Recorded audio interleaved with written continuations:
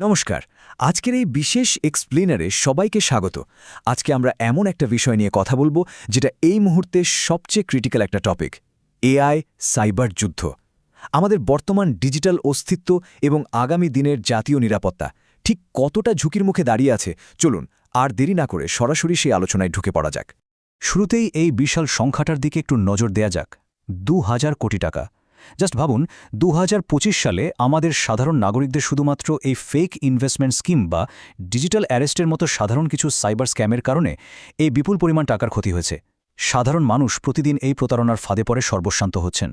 কিন্তু জানেন তো সবচেয়ে ভয়ের ব্যাপারটা কি? এই ২,০০০ কোটি টাকার ক্ষতি বা মানুষের দ্বারা পরিচালিত এই প্রতারণাগুলো, এগুলো জাস্ট একটা ট্রেলার। হ্যাঁ, ঠিকই শুনেছেন। দিগন্তে যে এক অদৃশ্য স্বয়ংক্রিয় এআই দানব ঘনিয়ে আসছে, তার তুলনায় বর্তমানের এই ক্ষতি একেবারে নগণ্য। আসল পিকচার তো এখনো আসতেই বাকি। আমাদের আলোচনার প্রথম ভাগ, অ্যানথ্রোপিকের ক্লড মাইথোসের হুমকি। এখন এই ক্লড মাইথোস জিনিসটা আসলে কি? কেন সারা বিশ্বের সাইবার সিকিউরিটি এক্সপার্টরা এটা নিয়ে এত চিন্তিত? দেখুন, অ্যানথ্রোপিকের তৈরি এই এআই মডেলটা এতটাই অ্যাডভান্সড এবং এতটাই বিপজ্জনক যে খোদের নির্মাতারাই একে সাধারণ মানুষের ব্যবহারের জন্য রিলিজ করতে ভয় পাচ্ছেন। এটি কোনো মানুষের সাহায্য ছাড়াই স্বয়ংক্রিয়ভাবে হ্যাকিং করতে পারে, চোখের পলকে টেরাবাইটের পর টেরাবাইট কোড অ্যানালাইজ করতে পারে এবং একেবারে জিরো ডে মানে নতুন দুর্বলতা খুঁজে বের করতে পারে। এর ক্ষমতা দেখলে রীতিমতো অবাক হতে হয়। মাইথোস ওপেন বিএসডি এর মতো অত্যন্ত সুরক্ষিত সিস্টেমে ২৭ বছরের পুরনো একটা ত্রুটি বা বাগ খুঁজে পেয়েছে। আর মাথায় রাখবেন, এই ওপেন বিএসডি দিয়েই কিন্তু বিশ্বের বড় বড় দেশের জাতীয় পরিকাঠামো আর ফায়ারওয়াল চলে। শুধু তাই না, এটা এফএফএমপি যে ১৬ বছরের পুরনো ত্রুটি আবিষ্কার করেছে এবং লিনাক্স কার্নেলে ঢুকে একটা মেশিনের পুরো কন্ট্রোল নিজের হাতে নিয়ে নিতে পারে। সবচেয়ে ভয়ের বিষয় হলো, এটা নিজে থেকেই একটা সাধারণ অ্যাসিস্ট্যান্ট থেকে স্বয়ংক্রিয় এজেন্টে রূপান্তরিত হতে পারে, যেটা বড় বড় হ্যাকারদের কাছেও একসময় স্বপ্নের মতো ছিল। আর এখান থেকেই শুরু হচ্ছে আমাদের দ্বিতীয় ভাগ, সাইবার যুদ্ধের একেবারে নতুন নিয়ম।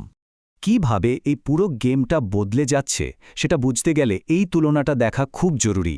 আগে প্রথাগত হ্যাকিং মানেই ছিল একটা বড়সড় হ্যাকার গ্রুপ, মাসের পর মাস সময় আর কোটি কোটি টাকার ইনভেস্টমেন্ট। কিন্তু এআই চালিত হ্যাকিংয়ে এখানে পুরো কাজটা করছে একটা স্বয়ংক্রিয় এআই এজেন্ট। সময় লাগছে মাত্র কয়েক সেকেন্ড, আর খরচ ওই ওপেন বিএসডির বাগটা খুঁজতে খরচ হয়েছিল $50-এরও কম। সাইবার ওয়ারফেয়ারের পুরো অর্থনীতিটাই কিন্তু এক লহমায় বদলে গেছে। এই পরিস্থিতিটাকে খুব সুন্দরভাবে বোঝানো হয়েছে একটা কথায়, এআই অনেকটা পারমাণবিক প্রযুক্তির মতো। শুরুতে যেমনটা আমরা দেখেছি, এই প্রযুক্তিটা বর্তমানে তার অত্যন্ত অস্থিরশীল এবং ধ্বংসাত্মক একটা পর্যায়ে রয়েছে। পুরো বিশ্বকে একটা ভীতিকর অবস্থার মধ্যে ফেলে দিয়েছে এটা, ঠিক যেমনটা পারমাণবিক প্রযুক্তির শুরুর দিকে হয়েছিল। আর এর ফলেই শুরু হয়েছে আমাদের তৃতীয় অংশ, বিশ্বব্যাপী এআই অস্ত্র প্রতিযোগিতা। যেমনটা আশা করা হয়েছিল, মাইথোসের কথা জানাজানি হতেই টেক দুনিয়ায় যেন একটা যুদ্ধ লেগে গেছে। অ্যানথ্রোপিকের মাইথোসকে টেক্কা দিতে ওপেনএআই নিয়ে এসেছে তাদের ডেব্রেক। আবার মাইক্রোসফটের এম-ড্যাশ পাবলিক সাইবার জিমে মাইথোসের চেয়েও বেশি স্কোর করে লিডার বোর্ডে উঠে এসেছে। অন্যদিকে চীন কিন্তু পিছিয়ে নেই। তারা অপারেশন সিন্দুরের জন্য একেবারে ওয়েপনাইজড এআই K360 তৈরি করে ফেলেছে, যা দিনরাত হাজার হাজার সফটওয়্যারে ত্রুটি খুঁজেই চলেছে। তো এই ধ্বংসলীলা থেকে বাঁচার উপায় কি? বড় বড় কোম্পানিগুলো বুঝতে পেরেছে যে একা লড়াই করা সম্ভব নয়। তাই অ্যাপল, গুগল, অ্যামাজনের মতো ৪০টা বড় টেক জায়ান্ট মিলে তৈরি করেছে প্রজেক্ট গ্লাসউইং। এটা একটা অত্যন্ত গোপন সাইবার প্রতিরক্ষা জোট। শত্রু এআই আঘাত হানার আগেই নিজেদের নেটওয়ার্ক আর সার্ভারগুলোকে দ্রুত প্যাচ করার জন্যই এই জোট একযোগে কাজ করছে। এবার আসা যাক আমাদের ৪ নম্বর পর্বে, ভারতের দুর্বল ডিজিটাল পরিকাঠামো। বিশ্বের সবচেয়ে বড় ইন্টারনেট ব্যবহারকারী দেশ আমাদের ভারত। আর এই গ্লোবাল আর্মস রেসে আমাদের পরিস্থিতিটা ঠিক কি? এই সংখ্যাটা দেখুন, ৩ কোটি।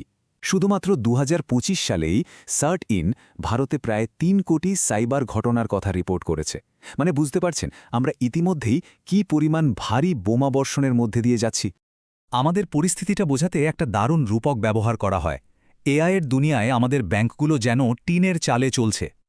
জাস্ট ভাবুন, একদিকে এআই সেকেন্ডের ভগ্নাংশে নতুন নতুন আক্রমণ শানাচ্ছে, আর অন্যদিকে আমাদের অনেক আর্থিক প্রতিষ্ঠান এখনও মান্ধাতার আমলের লিগেসি সফটওয়্যারে চলছে। এই মিসম্যাচটাই আমাদের সবচেয়ে বড় দুর্বলতা। আমরা যদি পর ঘটনাগুলোর দিকে তাকাই, তাহলে আমাদের পাবলিক ডিজিটাল ইনফ্রাস্ট্রাকচারের ভঙ্গুর রূপটা একদম পরিষ্কার হয়ে যাবে। ২০১৮ সালের আধার ডেটা লিক থেকে শুরু করে ২০২৩-এর কোভিন লিক, বা 2024 সালের বিএসএনএল, ওয়াজিরেক্স এবং স্টার হেলথের সে বিশাল ডেটা চুরির ঘটনাগুলো এগুলো প্রমাণ করে যে আমাদের সিস্টেম এখনও কতটা ভালনারেবল।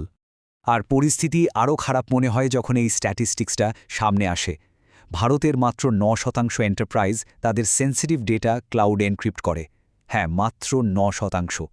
এই এনক্রিপশনের হার এত কম হওয়ার জন্যেই চুরি হওয়া ওই ডিজিটাল আইডেন্টিটিগুলো ব্যবহার করে এআই মাত্র কয়েক মিলিসেকেন্ডের মধ্যে আমাদের ব্যাঙ্ক অ্যাকাউন্ট পুরো সাফ করে দিতে পারে। তাই এখন আমাদের পঞ্চম এবং শেষ পর্ব, কিভাবে এই এআই সাইবার প্রতিরক্ষা ব্যবস্থা গড়ে তোলা হচ্ছে। হুমকির মাত্রা এতই বেশি যে রীতিমতো এমার্জেন্সি রেসপন্স শুরু হয়ে গেছে বিশ্বজুড়ে। মার্কিন যুক্তরাষ্ট্রের ফেডারেল রিজার্ভ আর ট্রেজারি ডিপার্টমেন্ট রুদ্ধদ্বার বৈঠক করছে। গ্লোবাল ব্যাংকগুলোর সিইওরা মিলে স্ট্র্যাটেজি বানাচ্ছেন। আর আমাদের দেশেও ভারতের অর্থমন্ত্রক জরুরি অধিবেশন ডাকতে বাধ্য হয়েছে। এসবিআই চেয়ারম্যানের নেতৃত্বে একটা হাই লেভেল প্যানেল তৈরি করা হয়েছে এই ঢেউ সামাল দেওয়ার জন্য। ভারতের ডিফেন্স স্ট্র্যাটেজি মূলত কয়েকটা ধাপে কাজ করছে এখন। আরবিআই স্পষ্ট নির্দেশ দিয়েছে যে স্যাটিন এর সাথে একদম রিয়েল টাইমে থ্রেট শেয়ার করতে হবে। ব্যাংকিং বা পাওয়ার গ্রিডের মতো সেন্সিটিভ ডেটা যেন দেশের ভেতরেই থাকে, অর্থাৎ ডেটা লোকালাইজেশনের ওপর খুব জোর দেওয়া হচ্ছে। পাশাপাশি ওই প্রজেক্ট গ্লাসউইংয়ের মাধ্যমে আন্তর্জাতিক সহযোগিতাও নেওয়া হচ্ছে। কিন্তু এত কিছুর পরেও একটা বিশাল ফাঁক রয়েই গেছে, যাকে আমরা দ্য ট্রোজান হর্স বলতে পারি। এই যে 10,400-র বেশি গ্রামীণ সমবায় ব্যাংক যারা এখনও পুরনো সার্ভার ব্যবহার করে, এরা হচ্ছে এআই এর কাছে একদম সফট টার্গেট। এআই এর কোনো বড় ফায়ারওয়াল ভাঙার দরকারই নেই। এই দুর্বল নেটওয়ার্কগুলো দিয়ে ঢুকে এরা পুরো জাতীয় নেটওয়ার্কের একেবারে কেন্দ্রে পৌঁছে যেতে পারে।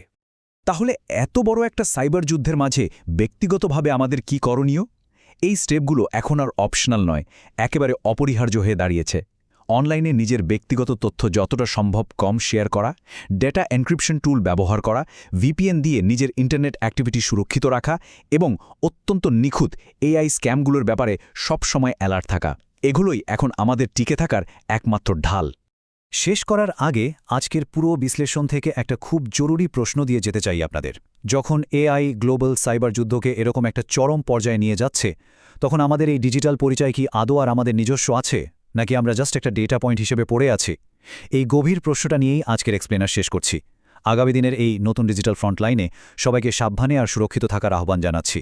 নমস্কার।